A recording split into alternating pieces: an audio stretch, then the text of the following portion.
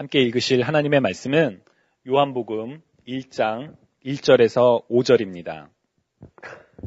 태초에 말씀이 계시니라. 이 말씀이 하나님과 함께 계셨으니 이 말씀은 곧 하나님이시니라. 그가 태초에 하나님과 함께 계셨고 만물이 그로 말미암아 지은 바 되었으니 지은 것이 하나도 그가 없이는 된 것이 없느니라. 그 안에 생명이 있었으니 이 생명은 사람들의 빛이라. 빛이 어둠에 비치되 어둠이 깨닫지 못하더라. 아멘. 요한복음은 세베대의 아들이며 야고보의 형제이자 그리고 예수님의 제자가 되었던 바로 사도 요한이 쓴 복음서입니다.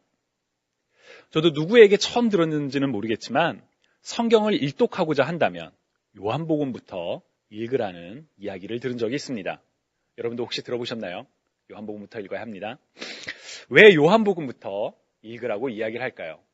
여러 가지 이유가 있겠지만 중요한 이유 중에 하나는 요한복음의 분명한 기록 목적과 관련이 있습니다. 요한복음 20장 30절에서 31절을 쉬운 성경으로 읽어보면 예수님께서는 제자들이 있는 곳에서 이 책에 기록되지 않은 다른 표적도 많이 행하셨습니다. 그런데도 이 책에 있는 표적들을 기록한 것은 여러분들로 하여금 예수님께서 하나님의 아들 그리스도이심을 믿게 하고 그분의 이름을 믿음으로써 생명을 얻게 하기 위해서입니다. 아멘. 사도 요한이 요한복음을 기록한 이유, 바로 하나님의 아들 예수 그리스도를 분명히 증거하고 그로 말미암아 예수 그리스도를 믿게 하기 위한 것이라고 요한은 밝힙니다. 그래서 요한복음은 초신자들을 위한 복음서라고 또 불리기도 합니다. 그렇다면 하나님의 아들이심을 보여주는 어떠한 증거들이 요한복음에 기록되어 있을까요? 요한복음 전반부에는 예수님께서 하나님의 아들이심을 보여주는 7가지의 기적들이 기록되어 있습니다. 가나에서 물을 포도주로 바꾸셨던 일, 가버나움에서 왕의 신하의 아들을 치유하셨던 일, 베데스다에서 38년 된 병자를 치유하신 일, 5,000명을 먹이셨던 일, 갈릴리 바다를 걸으셨던 일, 예루살렘에서 날 때부터 앞 못 보던 사람을 치유하신 일, 그리고 죽은 나사로를 살리신 일, 이 7가지 일들은 모두 예수님께서 행하신 일들의 극히 일부분이긴 하지만 모두 하나님의 아들 되신 예수 그리스도를 분명하게 증거하는 기적들입니다. 또한 요한복음에는 다른 복음서와 달리 예수님께서 나는 누구다, 나는 누구다 라고 선언하시는 7가지의 선언이 기록되어 있습니다. 나는 생명의 떡이다. 나는 세상의 빛이다. 나는 양들의 문이다. 나는 선한 목자이다. 나는 부활이요 생명이요 길이다.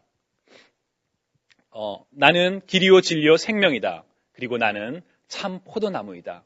이 각각의 7가지 선언들은 하나님의 아들 예수 그리스도가 어떤 분이신지를 분명하게 생각하게 해주는 선언들이기 때문에 요한복음을 통해 우리는 예수님이 누구이신지를 보다 더 직접적이고 그리고 분명하게 발견할 수가 있습니다.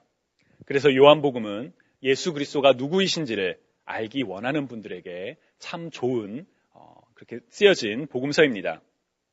그리고 뿐만 아니라 요한복음에는 예수님의 사랑이 참 깊게 담겨 있습니다. 특히나 요한복음 14장부터 17절에 이어지는 예수님의 말씀은 우리를 향한 예수님의 사랑을 뜨겁게 확인할 수가 있습니다. 다른 복음서들은 예수님의 생애를 따라 내용이 진행이 됩니다. 그렇지만 요한복음은 전체의 중간에서부터 이제 예수님의 마지막 순간에 초점을 맞춥니다. 특히나 예수님께서 마지막으로 말씀하시는 그 내용에 많은 장을 할애하지요. 14장에서 17절을 보면 이제 예수님께서 제자들과 헤어지기 전에 곧 자신을 배신한 제자의 손에 의해 악한 이들에게 넘겨주고 고통과 죽음을 당하기 직전에 제자들에게 하시는 예수님의 유언과 같은 말씀들이 기록되어 있습니다. 예를 들어 요한복음 14장 1절에서 2절을 보면 너희는 마음에 근심하지 말라. 하나님을 믿으니 또 나를 믿으라. 내 아버지의 집에 거할 곳이 많도다. 그렇지 않으면 너희에게 일렀으리라. 내가 너희를 위하여 거처를 예비하러 가노니 라고 예수님께서 말씀하십니다. 예수님께서 이 말씀을 하시는 이유는 이제 본인이 떠나가신 후 남겨질 제자들을 향해 안타까운 마음, 그들이 겪게 될 고난과 어려움들을 생각하시며 그러나 걱정하지 말라고, 내가 가야지만 보혜사 성령님이 오신다라고 간절한 사랑으로 제자들을 위로하시고 격려하시는 그 메시지가 예수님의 그 마지막 유언과도 같은 메시지에 담겨 있습니다. 그래서 예수님께서 얼마만큼 예수님의 사람들을 사랑하셨는지를 보여주지요. 그래서 요한복음은 예수님이 누구이신지를 알고 또한 예수님의 사랑을 우리가 경험할 수 있는, 확인할 수 있는 참 좋은 복음서입니다. 하지만 한편으로 요한복음은 읽기 쉬운 복음서만은 아닙니다. 특히나 오늘 우리가 읽은 요한복음 1장은 요한복음을 읽게 되는 우리의 길을 가로막는 것처럼 느껴질 때도 있습니다. 왜냐하면 그 처음에 나오는 선언들은 초신자들에게 쉽게 다가오는 내용만은 아니기 때문입니다. 예를 들어 요한복음 1장 1절을 보면 태초에 말씀이 계시니라, 이 말씀이 하나님과 함께 계셨으니 이 말씀은 곧 하나님이시니라 라고 선언합니다. 복음, 곧 복된 소식은 예수 그리스도에 관한 소식을 뜻하지요. 앞서 말씀드렸던 것처럼 사도 요한이 요한복음을 쓴 것도 바로 이 예수 그리스도에 대해서 증거하고, 그래서 사람들로 하여금 예수 그리스도를 영접하고 그 이름을 믿게 하기 위함이었습니다. 그래서 다른 복음서들은 모두 예수님을 직접적으로 혹은 간접적으로 언급하며 복음서를 시작합니다. 예를 들어 마태복음은 아브라함과 다윗의 자손 예수 그리스도의 계보라라고 시작하고, 마가복음은 하나님의 아들 예수 그리스도의 복음의 시작이라라고 시작합니다. 또한 누가복음의 경우에는 우리 중에 이루어진 사실에 대하여 처음부터 목격자와 말씀에 일꾼된 자들이 전하여 준 그대로 내력을 저술하려고 붓을 든 사람이 많은지라, 그 모든 일을 근원부터 자세히 살핀 나도 데오빌로 각하에게 차례대로 써보내는 것이 좋은 줄 알았노니 이는 각하가 알고 있는 바를 더 확실하게 하려 함이로라 라고 기록합니다. 비록 예수님에 대해서 직접적으로 언급하고 있지는 않지만 누가가 누가복음을 쓰는 그 이유가 바로 이 예수 그리스도께서 오셨던 일에 대해서 기록하고 보고 드립니다 라고 적혀 있죠. 그런 점에서 마태, 마가, 누가복음 이 세 복음서들은 모두 예수님에 대해서 직간접적으로 선포하며 이야기하며 내가 예수 그리스도에 대한 이야기를 시작합니다 라고 복음서를 시작합니다. 그러나 요한복음은 그 출발이 예수 그리스도께서 인간의 몸으로 오셨던 그 시점이 아니라 그보다 한참 전으로, 아니 세상이 처음 존재하게 되었던 태초의 시간의 사건으로 스펙트럼을 확 끌어올립니다. 마치 영화 속의 한 장면에서 만원경을 통해서 한 구체적인 장면을 보고 있다가 갑자기 줌아웃을 하면서 시야가 확 넓혀지는 것 같은 그런 느낌이죠. 그래서 당황스럽습니다. 뿐만 아니라 그 선언의 내용도 놀랍기만 합니다. 태초에 말씀이 계시니라. 무슨 뜻일까요? 태초에 말씀이 계시니라. 사실 시간의 연속선상에서 살아가는 우리 인간에게 태초라는 개념은 이해할 수 없는 개념입니다. 여러분, 우리가 태어나기 전에도 이미 우리의 부모님이나 조상들이 살아 있었습니다. 그리고 우리가 어느 순간 이 세상을 떠난다 하더라도 여전히 세상은 계속되겠지요. 우리 개인에게는 처음과 끝이 분명할지 모르는 그 시간이지만 우주적 관점에서 처음 시작하는 바로 그 태초는 사실 우리의 인지로는 인지될 수 없는 그런 순간입니다. 창세기 1장 1절에서 태초에 하나님이 천지를 창조하시니라 라고 선포합니다. 태초에 하나님께서 천지를 창조하신 것은 알겠지만 그 태초 이전에 무엇이 어떠했는지 우리는 전혀 알 수가 없습니다. 과학자들은 최초의 빅뱅이라는 가설을 통해 그 태초의 시점을 상상하지만 사실 상상일 뿐 실제 태초가 어떠했는지 그 누구도 알지를 못하고 증명할 수도 없습니다. 그래서 이 태초라는 말은 우리의 인식을 넘어서서 우리가 다 알 수 없는 전능하신 창조주 하나님에 대해 무한한 경외감을 주는 바로 그런 단어입니다. 그런데 요한은 왜 그 태초에 말씀이 계셨다라고 선포하고 있는 것일까요? 왜 갑자기 말씀이라고 이야기를 할까요? 도대체 이 말씀은 무엇을 뜻할까요? 우리가 궁금증을 품기도 전에 요한은 바로 이어서 계속 선언합니다. 이 말씀이 하나님과 함께 계셨으니 이 말씀은 곧 하나님이시니라. 저는 솔직히 이 선언도 참 어렵게 느껴집니다. 우리의 인식 속에서 말은 형이상학적 개념으로 우리의 감각으로 인지할 수 있는 것이 아닙니다. 그런데 성경은 그 말씀이 태초에 있었는데 하나님과 함께 있었다라고 합니다. 살아계신 하나님처럼 존재하고 있었다라는 것이지요. 뿐만 아니라 그 말씀이 하나님이라고 선언합니다. 요한은 이 말씀이 누구를 가리키는지에 대해서 바로 이야기하지 않습니다.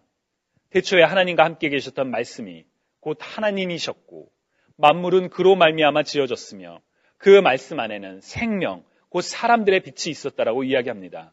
그리고 그 참 빛이 세상으로 와서 사람들을 비추었지만 사람들이 깨닫지 못하고 영접하지 못했다라고 이야기합니다.